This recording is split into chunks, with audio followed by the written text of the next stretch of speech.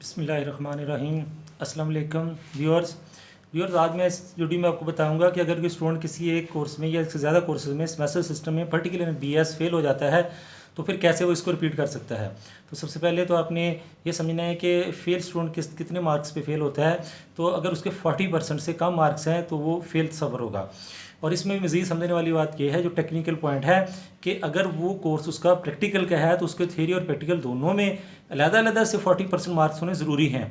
तो बाद के साथ ऐसा होता है, बल्कि ऐसा हुआ है कि उसके जो है ना एक स्टूडेंट के प्रैक्टिकल में मार्क्स ज़्यादा थे, थ्योरी में उसके कम थे, ओवरऑल मिला के उसके 40% से ज़्यादा बन गए। लेकिन जब यूनिवर्सिटी से उसका रिजल्ट डिक्लेयर हुआ तो वो फिर फेल था और वो हैरान था कि ऐसे कैसे हो गया। इसकी वजह यही है कि उसमें उसके प्रैक्टिकल में ज़्यादा थे लेकिन थ्योरी में कम थे। अब दोनों में अलग-अलग से 40% से ज़्यादा या 40% होने ज़रूरी है और फिर मिला के भी 40% हो।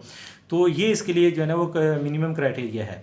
अगर वो कोर्स जो है ना वो 4 क्रेडिट आवर्स का है तो उसमें उसके 32 मार्क्स जो है ना 40% बनते हैं। इसी तरह से बाकी क्रेडिट आवर्स के साथ है। तो इसमें अब अगर तो वो 1 या 2 कोर्स में फेल है फिर तो वो मैनेज हो सकता है, लेकिन अगर इससे ज़्यादा है तो फिर उसके लिए इसको मैनेज करना भी मुश्किल हो जाएगा।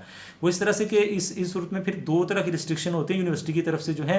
पहली रिस्ट्रिक्शन ये है कि at the end of the every academic year minimum CGPA जो है ना वो हासिल करनी होती है। जैसे पहले साल के एंड पे जो है ना वो 1.75 है। अगर वो 3 कोर्सेज में 4 में फेल हो गया है, यानी 2 से ज़्यादा में फेल हो गया है, तो फर्स्ट सेमेस्टर में, तो सेकंड सेमेस्टर में उसको पास भी हो जाएगा तो उसके लिए ये CGPA ओवरऑल मैनेज करना आसान नहीं होगा, बल्कि नहीं हो सकेगी, तो ड्रॉप आउट हो जाएगा।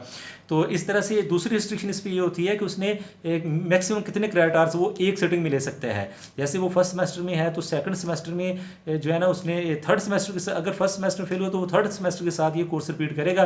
तो थर्ड सेमेस्टर का उसने रनिंग सेमेस्टर के कोर्सेज एनरोल करवाने हैं। उसके लिए यूनिवर्सिटी की तरफ से जो रिस्ट्रिक्शन है वो ये है कि वो 15 to 18 क्रेडिट आवर्स कर सकता है, और जो रिपीट कोर्स है उसके लिए 6 से 7 क्रेडिट आवर्स जो है ना वो ज़्यादा से ज़्यादा ले सकता है। तो टोटल मिला के 21 से 25 क्रेडिट आवर्स तक वो कर सकता है एक सेटिंग में। अब वो थर्ड सेमेस्टर के तो कोर्स एनरोल करवाएगा, साथ जो है ना वो रिपीट भी करवाएगा। तो उसके लिए अगर वो 3 कोर्स में फेल है तो 9 क्रेडिट आवर्स जो है बन जाएंगे, तो ये वो करा ही नहीं सकेगा। तो ऐसी सूरत में फिर उसका सारा जो प्रोग्राम वो खत्म हो जाएगा। तो स्टूडेंट को इस बात का पता नहीं होता। तो ये आपने जहन में रखना है कि आप अगर 1 या 2 में उसे खुदा न खास्ता फेल है फिर तो आप मैनेज कर लें, ज़्यादा है तो फिर आपसे मैनेज नहीं होगा।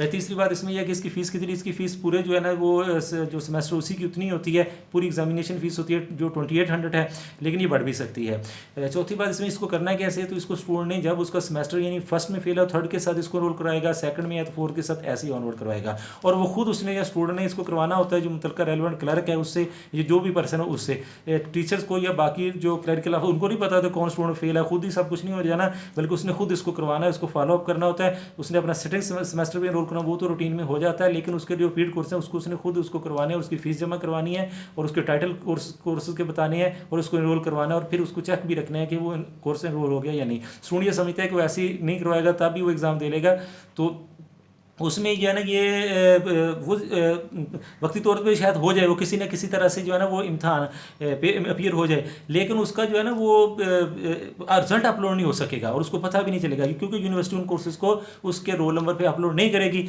तो वो फिर उनका जो है ना वो उसके मार्क्स अपलोड नहीं होंगे तो वो उसका रिजल्ट क्लियर नहीं हो सकेगा। तो इस बात का ख्याल रखना है। तो अगली वीडियो में आपको इंशाल्लाह बताऊंगा कि अगर कोई स्टूडेंट ने सेमेस्टर फ्रीज कराना है तो वो किस तरह से जो है ना वो करवाना है। तो आप इसको जो है ना सब्सक्राइब कर दें ताकि वीडियोज़ अब तक पहुँच सकें। जज़ाकल्लाह।